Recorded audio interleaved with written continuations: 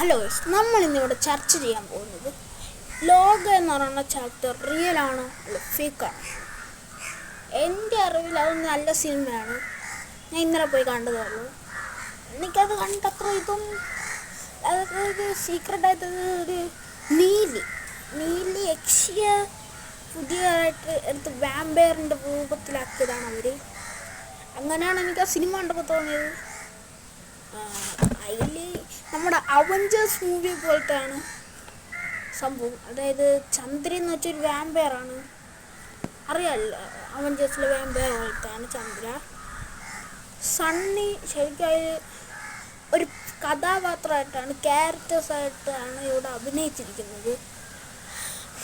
അതായത് നമ്മുടെ ഇപ്പം ഈ സണ്ണിയെ കൊണ്ടുവന്നെന്ന് വെച്ചാൽ ഈ ചന്ദ്രയ്ക്ക് ഒരു കൂട്ടിനൊരാളും കൂടെ വേണമായിരുന്നു. അതിനാണ് കാരണം പണ്ടത്തെ പിക്ചർ അപേക്ഷിച്ച് അവരതിൽ തന്നെ ഒരു സിനിമ കൊടുത്തിട്ടുണ്ട്. നിങ്ങളിപ്പോൾ ഈ സിനിമ കാണാൻ പോകണമെങ്കിൽ ഇതായിരിക്കും സസ്പെൻസ് പൊളിക്കുന്ന ആളാണ്. പക്ഷെ അല്ലേ, ഞാൻ കാര്യം പറഞ്ഞാണ്. അങ്ങനെയാണ് ആ ഫോട്ടോ പീസ് അനുസരിച്ച് ഇതൊരു മിത്ത് പോലെയാണ്. അതായത് നമ്മൾ അതിൽ പറഞ്ഞിട്ടുണ്ട്, നമ്മൾ മിത്തായിട്ട് കാണുന്നില്ല, റിയൽ ആള് എന്ന് പറഞ്ഞാൽ ഇത് ടൊവിനോ തോമസ് നിങ്ങൾ കണ്ടു കാണും. അതിൽ ടൊവിനോ തോമസ് കറക്റ്റ് ജോക്കർ പോലെയാണ്. ജോക്കർ എന്ന് വെച്ചാൽ ഒരു പുളി ജോക്കറായിട്ടാണ് ഇവിടെ കൊടുത്തിരിക്കുന്നത്. നിങ്ങൾക്ക് ദുൽഖർ ആണെങ്കിൽ നമ്മുടെ ബ്ലാക്ക് പാന്തർ പോലെയാണ് ഇരിക്കുന്നത്. പക്ഷെ അതിൽ ദുൽഖർ വേറൊരു ക്യാരക്ടറാണ്. വാമ്പയറായ ചന്ദ്രക്ക് കൂട്ടായിട്ടാണ് നമ്മുടെ വേറൊരാളായി ടൊവിനോ ഉണ്ട്. ടൊവിനോ ശരിക്കും ചാത്തനാണ്. നമ്മൾ കേട്ടിട്ടുണ്ട് ആ സിനിമയിൽ ചാത്തൻ എന്ന് കുറേ ആൾക്കാർ അവിടെ ഉണ്ട്.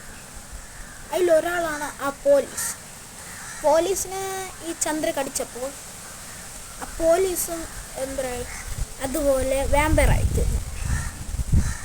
നസ്ലിനും അങ്ങനെ ചോദിക്കുന്നുണ്ട്, എന്നെ കളിച്ചാലും ഞാനും വാമ്പയർ ആവൂലെന്ന്.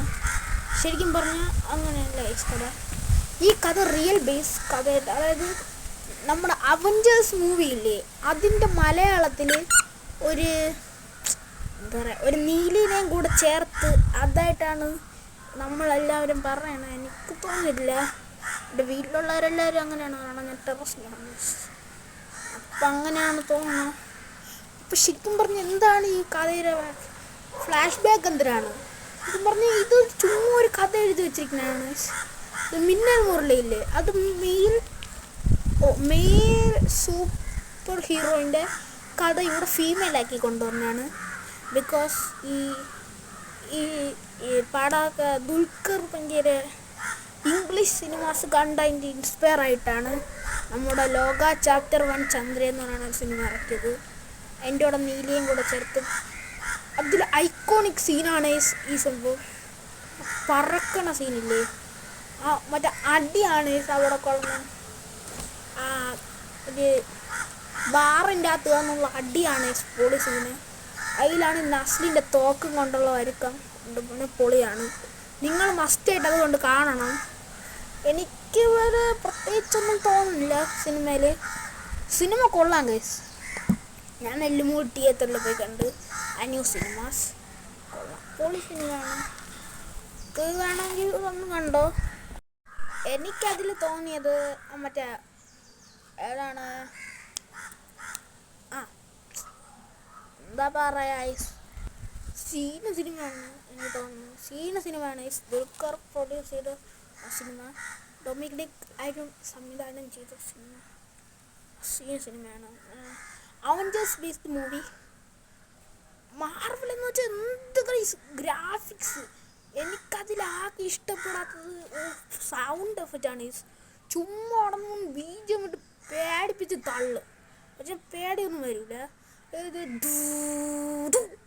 ഇങ്ങനെയൊക്കെ ബീജം ഇട്ട് കളയും, ഭയങ്കര സൗണ്ടാണ്. ചെവിയൊക്കെ അടിച്ചു. ഞാൻ ഇതൊക്കെ വെച്ചല്ല പോയത്, എന്നാൽ കേൾക്കാൻ പറ്റൂല. സീനോ എൻ്റെ മോനെ, എന്തിന് പൈസ വാരി എറിയണം. ഇതുപോലത്തെ ഒരു സിനിമ ഈ കേരളത്തിലോ അല്ല ഇന്ത്യയിൽ തന്നെ ഏറ്റവും പൊളി സിനിമയായിട്ട് ഈ സിനിമ ഞാൻ കണ്ടിരിക്കുന്നു. അത്രയും സിനിമ വിഷയം ആക്ടിങ് അതിൽ ഏറ്റവും ഐക്കോണിക് സീനാണ് ഒരു പറക്കണ പറക്കണതിന് നസ്ലിനെ വെച്ച് നസ്ലിന് നല്ലോണം ചെയ്തിട്ടുണ്ട്, പൊളിയായിട്ട് ചെയ്തിട്ടുണ്ട് നസ്ലിൻ. ഏകദേശം നസ്ലിൻ നല്ലോണം ചെയ്തിട്ടുണ്ട്. പിന്നെ വേണു അങ്ങനത്തെ കുറേ ക്യാരക്ടേഴ്സ് ഉണ്ട്. നൈജിൽ വേണു പ്രത്യേകിച്ച് അതിൽ വില്ലനായിട്ടാണ് നമ്മൾ മറ്റേ പോലീസുകാർ വന്നിട്ടുള്ളത്. ആ പോലീസുകാർ സീനാണ്. നിങ്ങൾ പെട്ടെന്ന് പോയി കണ്ടോ. ബൈ. പക്ഷെ ഒരു കാര്യം പറയാനുണ്ട്, നിങ്ങൾ വീഡിയോ ലൈക്ക് സബ്സ്ക്രൈബ് ചെയ്തിട്ടേ സിനിമ കാണാൻ പോകുള്ളൂ. എന്നാലും നമുക്ക് സിനിമ ഒരു ത്രില്ല് കിട്ടും. ബൈ.